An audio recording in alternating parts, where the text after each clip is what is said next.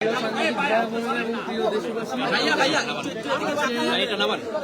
ফেব্রুয়ারি বাংলাদেশের জন্য এক ঐতিহাসিক দিন।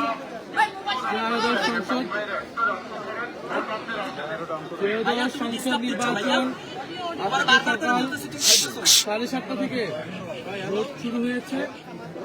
আমি এই কেন্দ্রে রহমতুল্লাহ কলেজ এই কেন্দ্রে আমি আমার ভোট প্রদান করলাম। আমার জীবনের প্রথম ভোট আমি প্রদান করলাম। নীরব পরিবেশেই নির্বিঘ্নে আমি ভোট প্রদান করলাম।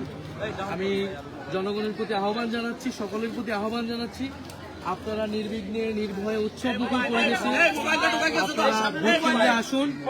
আপনারা দলে দলে সবাই ভোট কেন্দ্রে আসুন। আজকে ভোটের দিন, আজকে এই দেশে নিজেদের মালিকানা বুঝে নেবার দিন। 16 বছর সুষ্ঠু নির্বাচনের সুযোগ ছিল না, আমাদের আজকে সুযোগ এসেছে এই ভোটাধিকার প্রয়োগের মাধ্যমে গণতন্ত্রকে প্রতিষ্ঠা করার, গণভোটে হ্যাঁ প্রদানের মাধ্যমে সংস্কার প্রক্রিয়াকে বাস্তবায়ন করার এবং 11 দলের পক্ষে অবস্থান নিয়ে বাংলাদেশকে এগিয়ে নিয়ে যাওয়া। আপনি নির্বিঘ্নে ভোট দিয়েছেন, তবে দেশব্যাপী গতকাল বিরুদ্ধে এমন ঘটনার কোনো আলামত, এমন কোনো আশঙ্কা আজকেও দেখছেন কিনা? আমরা গতকাল রাতে কয়েকটি জায়গায় এই ধরনের ঘটনার, অনাকাঙ্ক্ষিত ঘটনার কথা শুনতে পেয়েছি। রাতে আমাদের দল থেকে প্রেস ব্রিফিং করা হয়েছে, আমরাও সোশ্যাল মিডিয়া এই বিষয়ে কথা বলেছি। আমাদের বিভিন্ন প্রার্থীর সমর্থক তাদের উপরে হামলা করা হয়েছে। কুড়িগ্রামে আপনারা দেখেছেন আতিকুল জাহিদ, নোয়াখালীতে হান্নান মাসুদ, হাতিয়াতে, এছাড়াও এরকম কয়েকটি জায়গাতে, আর হাসনাত আবদুল্লার এলাকায়, কুমিল্লা 4 দেবিদ্বারে, সেখানে কিন্তু ক্রমাগত কয়েকদিন ধরে একটা ভীত সন্ত্রস্ত পরিবেশ তৈরি করে রাখা হয়েছে। ফলে অনেকগুলো জায়গাতে, ইভেন আমার এই ঢাকা 11 আসনেও গতকাল রাতে অনেকগুলো জায়গায় আমাদের যে ক্যাম্প বসেছে ভোট কেন্দ্র সংলগ্ন, সেই ক্যাম্পে কিন্তু হামলা হয়েছে, বন্ধ করে দেওয়া হয়েছে। ফলে এই প্রতিকূলতাগুলো কিন্তু এসেছে। আমরা এই প্রতিকূলতাকে বেশি ফোকাস করছি না, আমরা ভোটে আসার জন্য আহ্বান করতেছি। কারণ আমরা চাই না এই ভোটের দিন কোনো ধরনের অনাকাঙ্ক্ষিত ঘটনা ঘটুক। আমরা চাই মানুষ ভোট কেন্দ্রে নির্বিঘ্নে আসুক। যারা এগুলো করতেছে, আমরা মনে করি মানুষ ব্যালটে তাদের বিরুদ্ধে রায় দিবে, ব্যালটেই মানুষের জনরায় প্রতিফলিত হবে এবং প্রশাসনের প্রতি, সেনাবাহিনীর প্রতি, মিডিয়ার প্রতি আমাদের করজোড় অনুরোধ থাকবে, আহ্বান থাকবে। আমাদের এত আন্দোলন, সংগ্রাম, আত্মত্যাগ সবকিছু ব্যর্থ হয়ে যাবে যদি ভোট সুষ্ঠু না হয়। আমরা আশা করব তারা নিরপেক্ষ আচরণ করবে।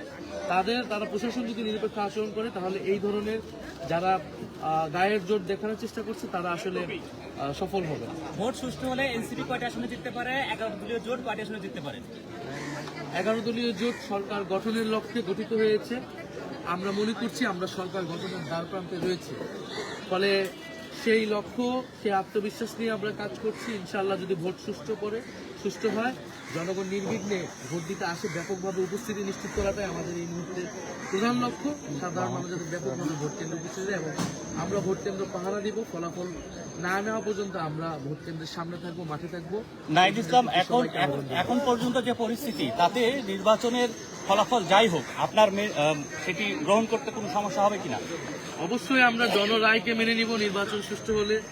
আমি গতকাল রাতেও বলেছি, এখানে নির্বাচন সুষ্ঠু হওয়ার অনেকগুলো ক্রাইটেরিয়া রয়েছে। এটা আমি বললাম, আর একদল বললো, তার মুখের কথা সুষ্ঠু বা নির্বাচন ভুলডুল হয়ে যাবে না। এখানে আপনারা মিডিয়ারা রয়েছেন, সোশ্যাল মিডিয়ায় পর্যবেক্ষণ হচ্ছে, সোশ্যাল মিডিয়ায় সাধারণ মানুষ কিন্তু কমেন্ট করবে। প্রচুর বিদেশি পর্যবেক্ষকরা এবার কিন্তু এসেছে ব্যাপকভাবে, প্রচুর আন্তর্জাতিক মিডিয়া রয়েছে।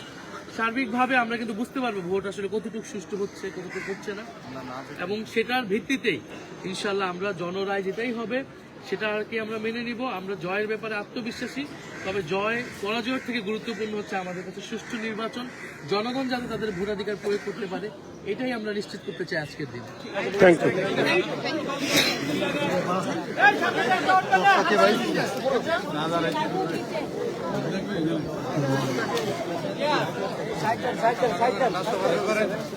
রাস্তা ফাঁকা করেন, একটু ফাঁকা করেন।